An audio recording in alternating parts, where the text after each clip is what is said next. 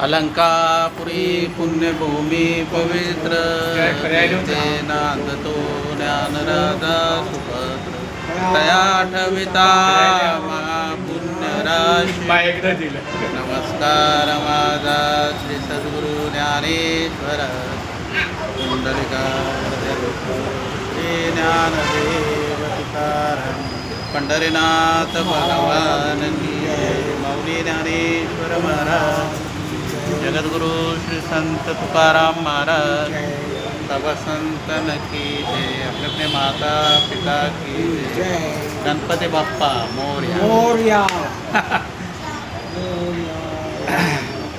श्री कृष्ण गोविंद हरे मुरारी हे नाथ नारायण वासुदेव.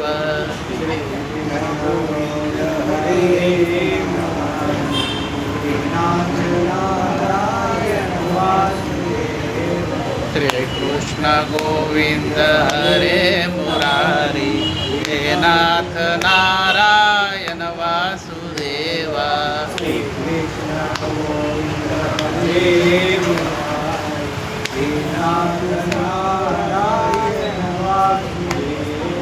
हे नाथ नारायण वासुदेव. हे नाथ नारायण वासुदेव. श्री कृष्ण गोविंद हरे मुरारी हे नाथ नारायण वासुदेव.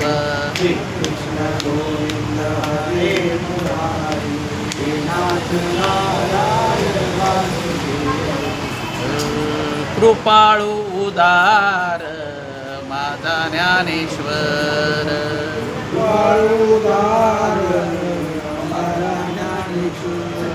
तया नमस्कार वारंवार.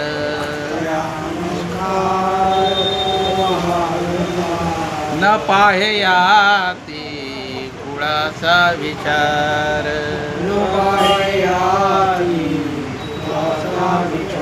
भक्त करुणाकर ज्ञानाबाई.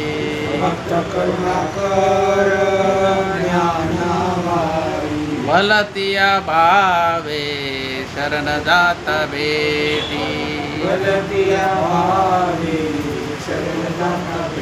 पडित से तूटी जन्मभारी.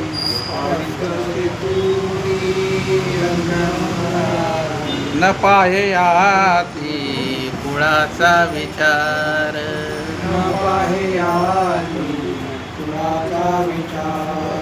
भक्त करुणाकर ज्ञानाबाई.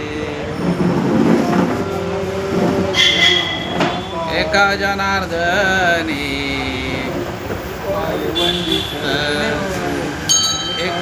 ज्ञानाबाई माझी अनाथाची माय.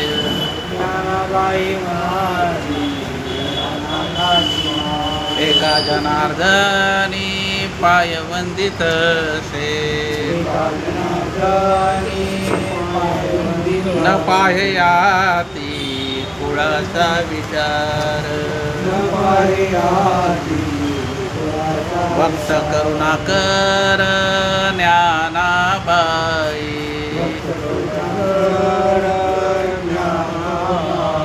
नमो सद्गुरु तुकया ज्ञानदीपा.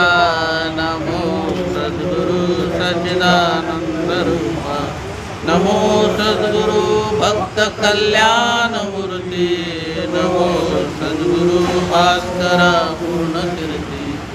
मनुष्याकृती रागवे ख्याती केली. शिळा शिखरे सागरे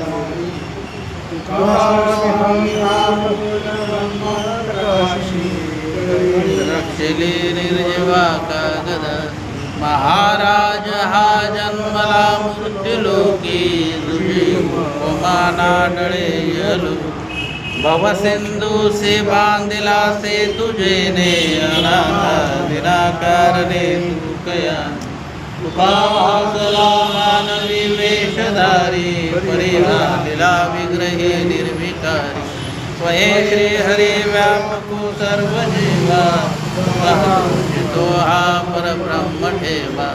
दया पूजले आदरे पांडुरंगे विमानस्थ केले प्रयाण प्रसंग तनुमानवी दिव्य रूपाची केली न त्यागी ते दिव्य लोकांचे नेली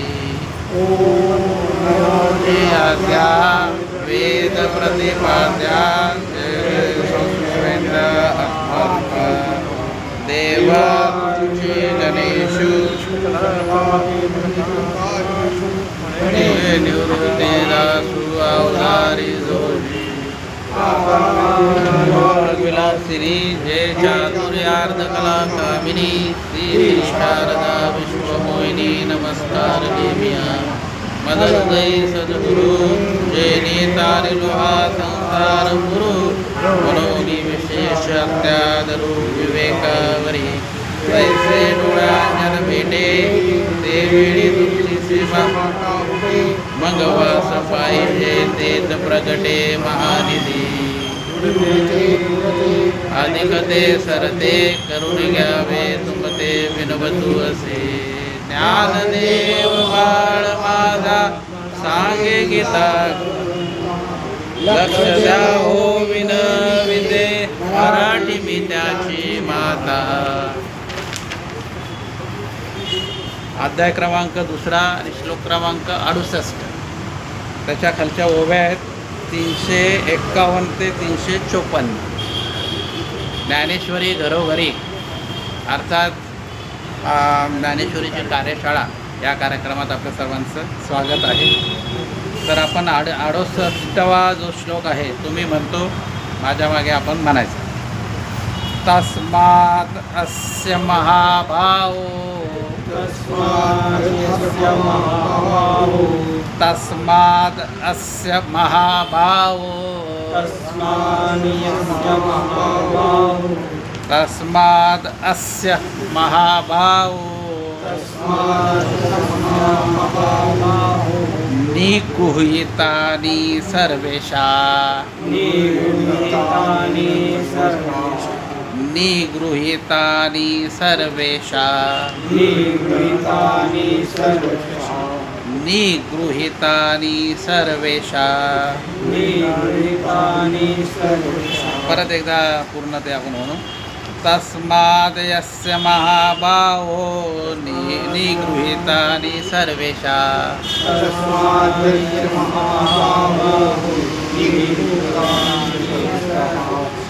इंद्रियाणि इंद्रियार्थेभ्यः बोला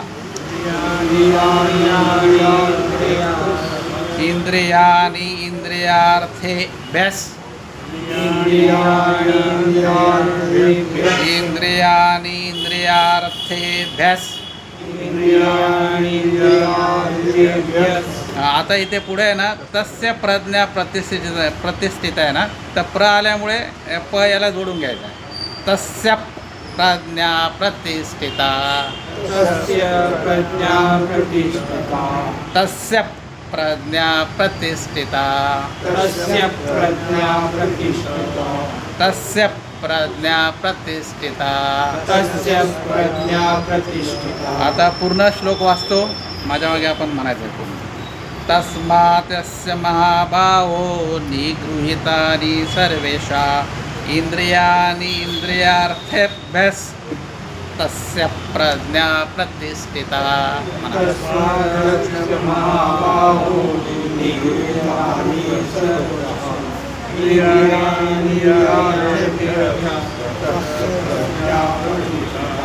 आता काल आपण असा अभ्यास बघितला की भरकटलेलं मन स्थिर कसं करायचं त्याच्यावर भगवंतांनी उपाय सांगितले.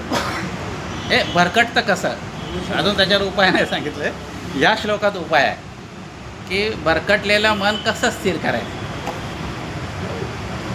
आणि एकदा का मन स्थिर झालं तर तुमची बुद्धी स्थिर होणार मग तुम्हाला विवेक येणार आणि मग तुमच्याकडनं जी कृती होणार ती योग्य अशी होणार. असं त्याचं एक हे आहे साखळी आहे की नाही. तर आपल्याला ह्या श्लोकामध्ये भगवंत आपल्याला जीवनाची सार्थकता सांगतात. बघा उपजले मेले ऐसे किती दररोज किती जण जन्माला येतात आणि किती मारतात. पण कोणाची खैर आहे का इथे कोणाचं एखाद्याच असं महापुरुषाचं नाव असतं की त्याने कितीतरी, आता छत्रपती शिवाजी महाराज त्यांना जाऊन एवढे 350-400 वर्ष झाली, अजूनही आपण नाव घेतो. असा महापुरुष एखादाच तो असं कार्य करतो. तसं कार्य आपल्याकडून होऊ शकेल का? कमीत कमी 2% तरी त्याने 100% केलं समजा. मग आपल्याकडनं पण होऊ शकतं, परंतु कसं आहे माहिती आहे का, भगवंताने जे सांगितलेलं आहे त्या पद्धतीने आपण वागलं पाहिजे. गीता फक्त काय नमस्कारासाठी नाही आहे, ती आचरणासाठी आहे. ती वाचली पाहिजे, तिचं चिंतन केलं पाहिजे आणि तिचं चिंतन करून ती इम्प्लिमेंटेशन केली पाहिजे, आचरणात आणली पाहिजे. जोपर्यंत आपण गीता जरी पाठ केली पण ती आचरणात नाही आणली आपण, त्या गीतेचा काय उपयोग नाही, काय उपयोग नाही. थोडे परिनिरे, थोडं जरी आचरण केलं आपण, म्हणजे थोडे नका पाठ करू, पण काही श्लोक समजला, एखादं 2 श्लोक जरी आपल्याला समजला आणि त्या श्लोकाचं आपण अनुकरण केलं तर आपल्या जीवनाची सार्थकता होणार. तर इथे भगवंत आपल्याला काय सांगतात की बुद्धी स्थिर करायची असल्यास काय केलं पाहिजे. तर प्रथम ते असं सांगतात, मनाला चांगल्या प्रकारे संयमित केलं पाहिजे. निगृहीतानी हा शब्द आहे. निगृहीतानीचा अर्थ असा आहे की संयमित करणे, म्हणजे त्याला वळण लावणे. बघा, एखादं झाड आहे आणि एखादं झाड असं वाढतं त्याच्याप्रमाणे ते, परंतु आपण त्याला योग्य छाटणी केली तर ते योग्य तऱ्हेने वाढतं, वाकडं तिकडं वाढत नाही.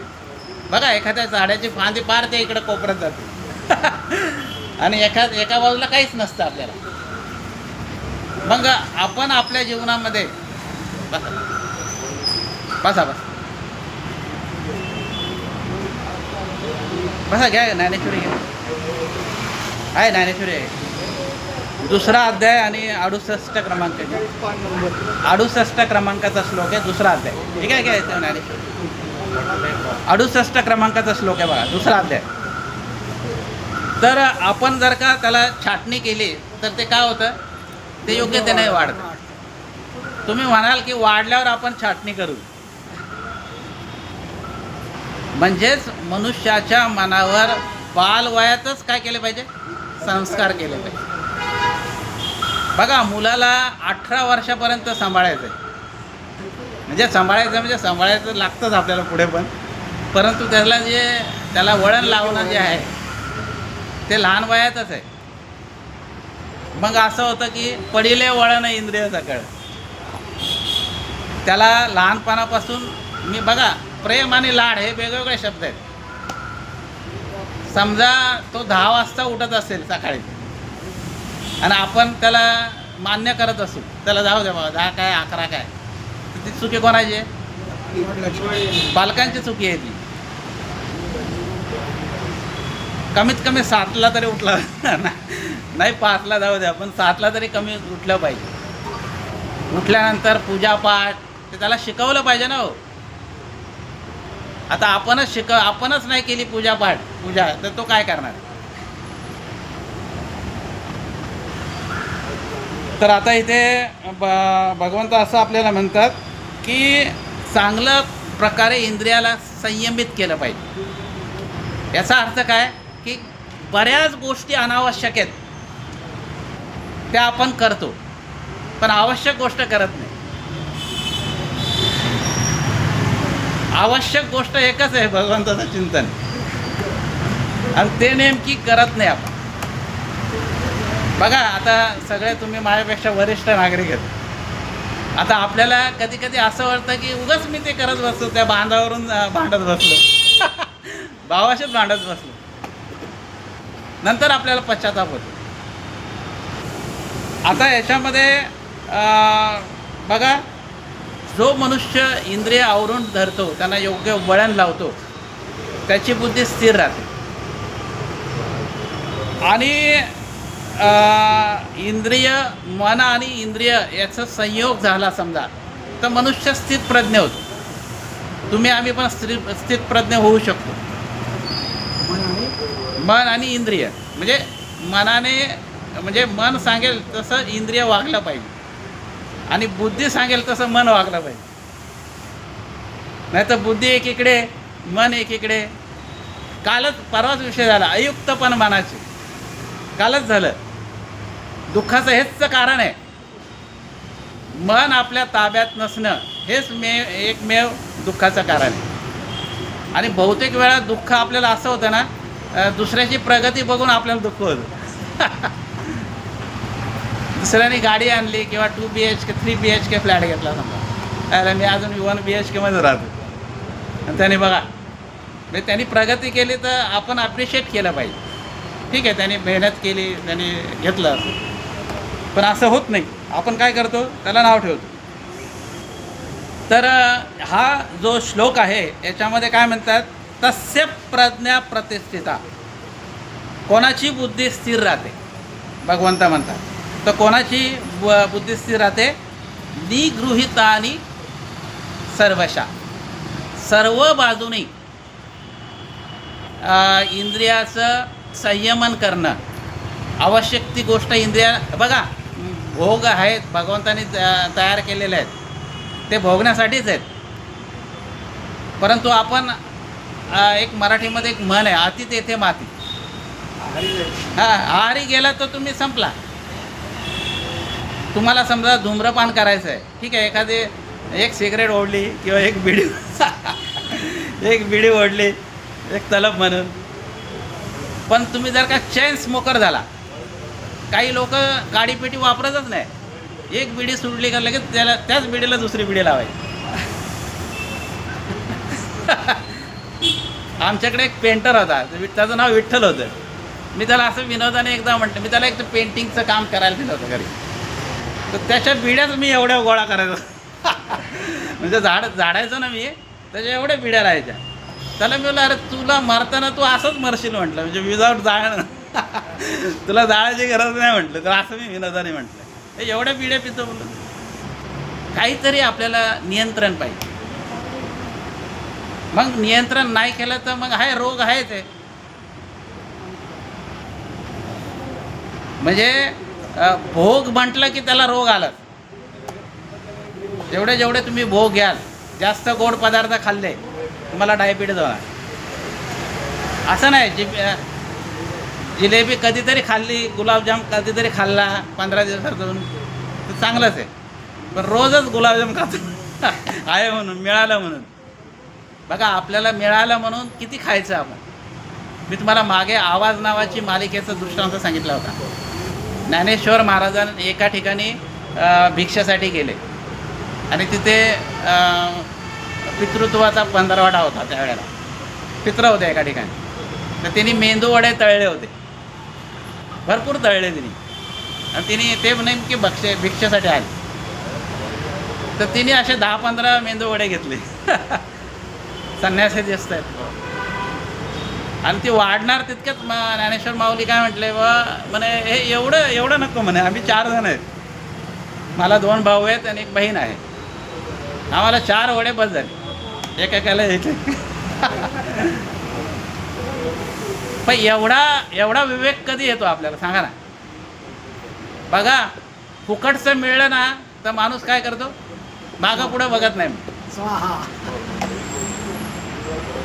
ते आमचे गुरुवारांनी एकदा सांगितलं होतं दृष्टांत, म्हणे जे पंक्ती पठाण असतात बघा, फुकट जेवायला मिळायला असं म्हणजे पंगत असते. एक माणूस जेवायला गेला ना तर त्यांनी असं सुतळी बांधून आला कमरेला, थोडी लूज ठेवली होती त्याने. तर त्याला शेजारचा म्हणतो, अरे सुतळी करायला बांधली, तर म्हणे ही तुटल्याशिवाय उठायचं. ही सुतळी तुटल्याशिवाय उठायचं नाही.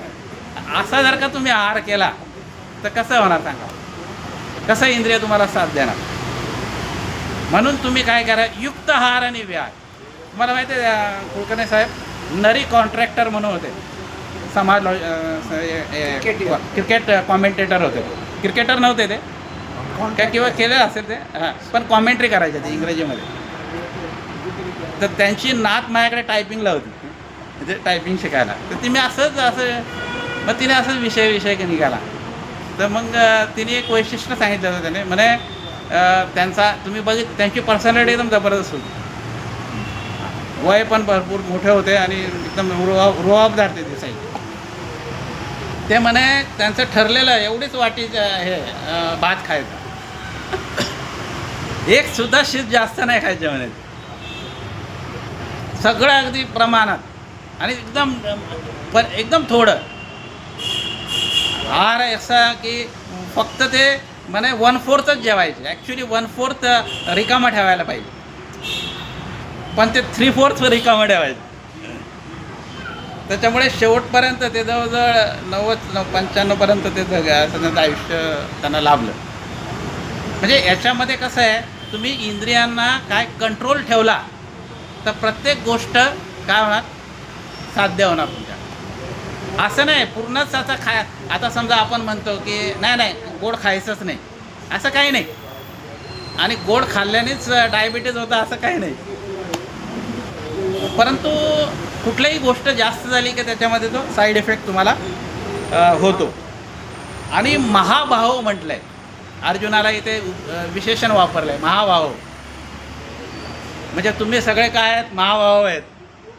म्हणजे तुम्ही सगळे बलवान आहेत, तुम्ही सगळे शूर आहेत, तुम्ही हे करू शकता, असं भगवंताचं मत आहे.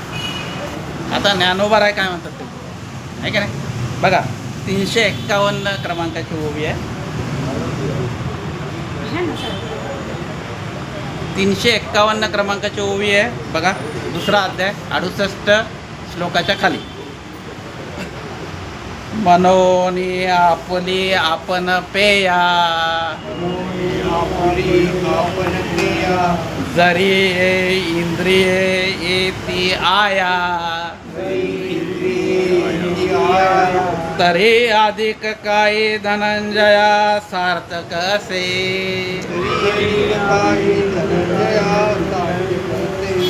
अरे अर्जुना, आपल्या इंद्रिय आपल्या ताब्यात असणे हीच तर सार्थकता आहे जीवनामध्ये. इंद्रिय म्हणेल तसं आपण नाही वागायचं आहे, आपण म्हणू तसं इंद्रियाने वागलं पाहिजे. आणि आपल्या प्रत्येक गोष्टीवर आपला काय पाहिजे, कंट्रोल पाहिजे, ताबा पाहिजे. पुढे बघा, पुढे ज्ञानोबाराय आपल्याला दृष्टांत देत आहे. हा दृष्टांत अगोदर पण झालेला आहे. देखे कुर्मजिया परी, उवाईला अवयव पसरी, ना तरे इच्छा वशे आवरे आपण पेची.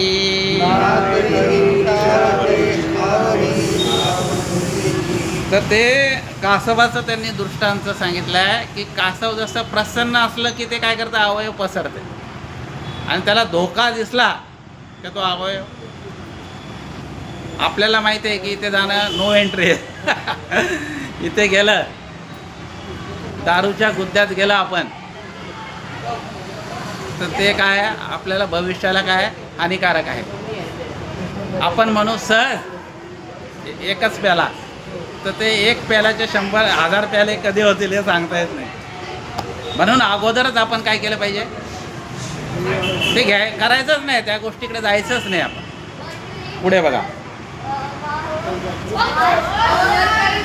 म्हणजे पुढे असं आहे की जशी इच्छा असली की तो काय करतो, अवयव आवरून घेतो असं. त्याप्रमाणे आपण केलं. हां, नाही डोळ्याने तो त्यांच्या पिल्लांना हे करतो, म्हणजे दृष्टीने तो त्यांना वाढवतो, त्यांना पाजत नाही, तो कृपादृष्टी देतो त्या पिल्लांना, मग ते पिल्लं वाढतात.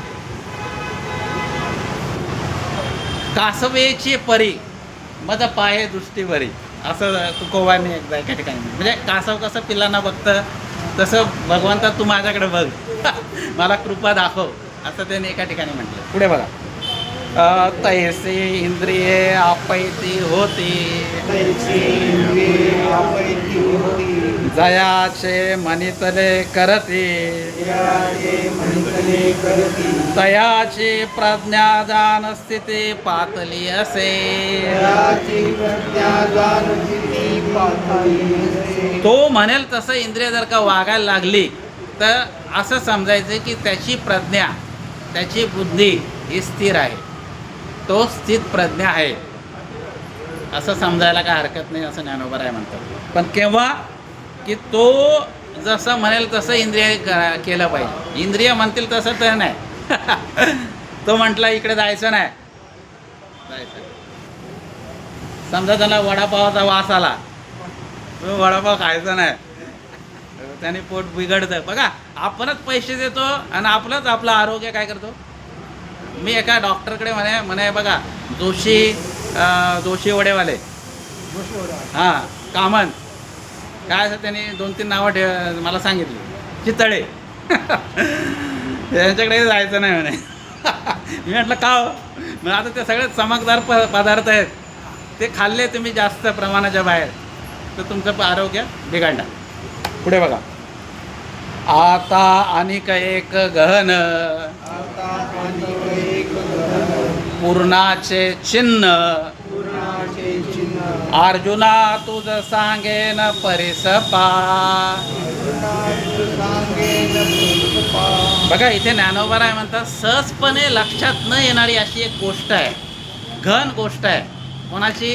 स्थित प्रज्ञेची. त्याला आपण पूर्ण पुरुष म्हणतो.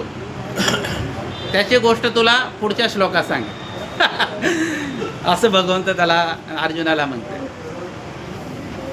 म्हणजे जे घन आहे, जे लोकांना आत्तापर्यंत माहिती नाही की स्थितप्रज्ञ कसा असतो, महत्त्वाची गोष्ट ती मी तुला पुढच्या श्लोकात सांगेल असं भगवंत त्या अर्जुनाला म्हणतात. आणि याच्यामध्ये थोडं तुकोबारायांचे 2-3 आपण कडवे घेऊ आणि आपण सेवा समाप्त करू. याच्यामध्ये बघा, सकळ इंद्रिय मन एक प्रधान, ते करी ध्यान विठोबाचे. सगळ्या इंद्रियाचा राजा कोण असेल तर मन आहे. आणि मन जर का ईश्वराची भक्ती करत असेल तर इंद्रिय तुमच्या ताब्यात राहणार. मन जर का भक्तीच करत नसेल तर आपलं इंद्रिय आपल्या ताब्यात राहणार नाही. पुढे असं महाराज म्हणतात, सावध तो माझी इंद्रिय सकळ दिली एक वेळ हाक आली. म्हणजे मी एकदा हाक मारली तर ते सावध होतात माझी इंद्रिय, असं तुकोबाराय म्हणतात. बघा, म्हणजे त्यांनी किती साधना केली असेल त्यांच्या आयुष्यात. पुढे बघा, सकळ इंद्रिये हे माझी विनंती नका होऊ परते पांडुरंगा. मी माझ्या सगळ्या इंद्रियांना विनंती करतो की पांडुरंगाचं तुम्ही चिंतन करा, त्याला विसरू नका, ईश्वराला तुम्ही विसरू नका. अशा पद्धतीने हे चिंतन आहे. आणि मग उद्याचं बघू आपण काय गहन आहे तर कुंडलिका वरदे श्री ज्ञानदेव पंढरीनाथ भगवान माऊली ज्ञानेश्वर महाराज जगद्गुरु श्री संत तुकाराम महाराज सब संतन की जय. गणपती बाप्पा मोरया. श्री अनंता मधुसूदना पद्मनाभा नारायणा जगव्यापका जनार्दना सकळ देवादिदेवा महानंदा महानुभवा चक्रंधरा विश्वंभरा सहस्रपदा सहस्रकरा कमलनयना कमलापते भवतारिका धरित्यासिते आगाय सगुणा निर्गुणा वसुदेव देवकी नंदना तुकाला लोटांगणी हेची करीतसे विनवनी सकळ देवादिदेवा मानंदा महानुभवा आता विश्वात्मके देवे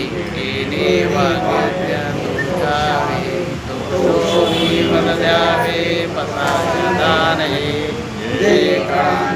व्यंकटी सांडू दया सत्कर्मी वाढू भूता परस्परे बरो मैत्र जीवाचे दुरिताचे तिमिर जाओ विश्वसधर्म सूर्य पाहो जो जेवांशील तो ते लावो प्राणिजात सकळ मंगळी ईश्वर निष्ठांची मांदी अनवरत भूमंडळी भेटूदा तला कल्पतरुजे आरव चेतना चिंतामणी जे राव बोलते जे अर्णव पियुषांचे चंद्रम जे आरांचन पाखंड जे तापहीन ते सर्वाई सदा सज्जन सोयरे होतु किंबहुना सर्वसुखी पूर्ण होऊनी ते लोकी